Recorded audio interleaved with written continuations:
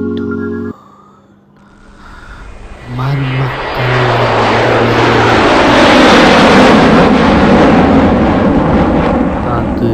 என்ன பண்ணுண்டு தெரியாம இருக்காங்க.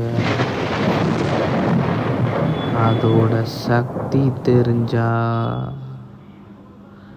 நல்லவங்களுக்கு நல்லது, கெட்டவங்களுக்கு கெட்டது. அந்த கல்லு விவரம் தெரியாத பசங்க கையில கிடைச்சது. அதோட ஆட்டத்தை தெரியாம விளையாண்டு பார்க்குறாங்க. கல்லு